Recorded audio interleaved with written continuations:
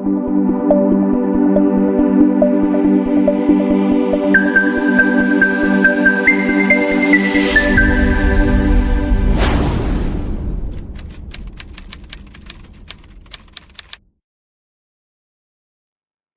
all. Today we are going to discuss about the concept of canons of taxation. We know there are two types of taxation system in India, that's direct tax and indirect tax. And the direct tax include the taxes like uh, income tax, wealth tax, etc. And the indirect tax include the it's just like an umbrella term though, that's all kind of indirect taxes and comes under the concept of GST and service tax. And today this video we are going to discuss about the concept of canons of taxation. Okay, what's the canons of taxation or what's the concept of canon? Canons refers to the administrative aspects of a tax. That's we know that tax is the amount that the individual pays to the government or the administrative system, and the taxation system it's include or it covers a number of administrative aspects, and the canons of taxation refers to the administrative aspects of taxation, and it's related to the rate, amount, and how we are going to collect the tax, or how the government going to collect the tax, how much amount they have to collect from a particular period or particular year, and uh, the method and how they're going to charge the tax. All these things are covered under the concept of canons of taxation. And the characteristics or qualities which a good tax should possess. That's the what are the characteristics of a good taxation system, or what are the qualities of a good taxation systems are included in the concept of canons of taxation. So a good tax system should have a proper combination of all those these kind of canons. That's we going to discuss the different concepts or different types of canons. And if if we say that our government has a good taxation system, uh, but when we say that the government has a good taxation system, then the tax system must include a combination of all these kinds of canons. Okay, so the canon means the good qualities of a good taxation system, or it's include the administrative aspects of taxation system. We know the famous economist Adam Smith. Okay, Adam Smith developed some canons of taxation, or some suggest some qualities of good taxation system, and the Adam Smith's canons of taxation includes there are around 10 types of taxation system, and around the four taxation systems or four canons are introduced by Mr. Adam Smith. That's canon of equity or equality, canon of certainty, canon of convenience, canon of economy are developed by Adam Smith, and the other six canons are developed by different economists. So now we're going to discuss each and every canons of taxation in point wise or title wise. Okay, the first one is canon of equity or equality. According to the canon of equity or equality means that we know that equity or equality means that's equal. So the tax burden must be distributed equally or evenly among the taxpayers. Uh, that's we know that there is different types of taxation system, that's like proportional tax, progressive tax, regressive tax, etc.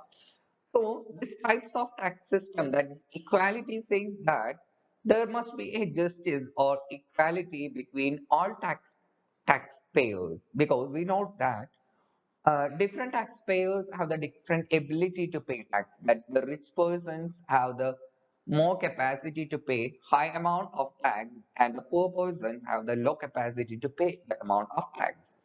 So rich individuals can afford more tax amount. So it's good.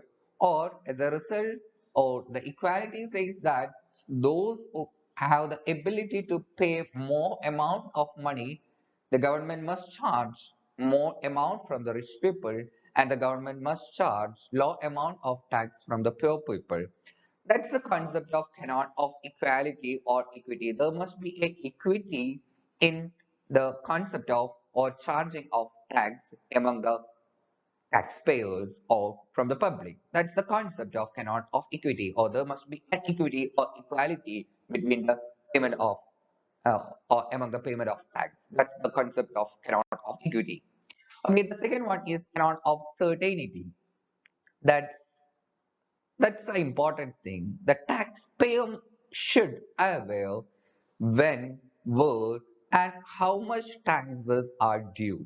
Suppose I'm a taxpayer and I don't know how much amount of tax government going to impose on me and what amount of tax I need to pay to the government and when did I pay the tax, where I have to pay the tax. So the government should make proper awareness among the taxpayers. Or, in other words, certainty of liability must be anticipated ahead of time. That's there must be a proper rule in the calculation of taxation, and the individual must know about the tax payment concept, and they have to avail the payment of taxation, period of taxation, time of taxation, or where did they need to pay the tax, all these things. So there must be a certainty amount of income that the government want to collect throughout the specified time period. So if there is any bit of uncertainty in the payment of taxation, it leads to a complete disaster. So the concept said that the government or the concerned authorities must make proper awareness among the public or taxpayers regarding the payment of taxation, and the concept of tax deducted at source. These things are as a part of this concept that's cannot of certainty. So government should be aware, or the taxpayer should be aware to the when, where, and how much taxes are due, or how much taxes they're going to pay to the government. That's the concept of canon of certainty. Again, the third concept, canon of convenience. Then the tax should be imposed or collected in such a way that the tax must be collected in a convenient manner to the taxpayer and the government. When it's trouble or it's very risky to pay the tax, it's more complicated. Then the taxpayers take more time to pay tax. It's make more problem to the government. All these things. So the payment of tax system must be simple.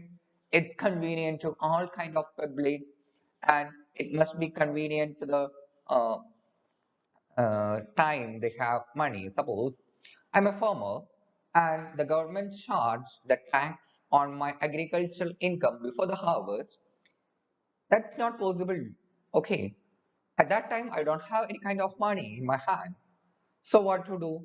The government must charge the tax only after the harvest. Suppose I'm a salaried person, or Mr. X, he's a salaried person. The government charge tax on the day before he getting the salary. Is it possible? No.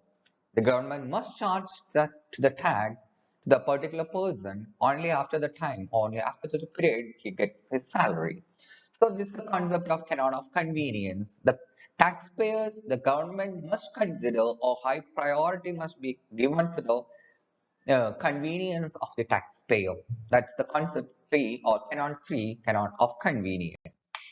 Then canon of economy. This concept suggests that the tax should be kept as minimum. A tax has a larger administrative cost, that cost of collection. When tax collection cost increases, it's an administrative expense to the government, and the administrative expenses increases, it also affect the administrative part or the functioning of the government, because we know the tax amount used for developmental purpose of the society, or infrastructural or service purpose of the society, of our society. When the tax collection cost increases, automatically the tax amount it's also increases. The tax amount that's received to the government, it's decreased. So it's also negatively affect the development or growth of the economy. So this canon says that the cost of collecting tax should be kept as minimum. It must be very low. And extraordinary delay in the assessment and collection of tax must be avoided. The delay must be avoided.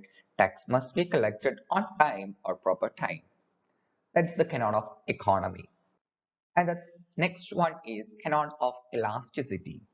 This canon says that indicate that tax shield must be flexible or elastic. That tax roll must be flexible or elastic. That tax must be levied in such a way that tax rate can be adjustable in response to the changing circumstances. When the government required more fund, they have to charge more amount of tax from the public, and if they required less amount, then they charge low tax amount from public.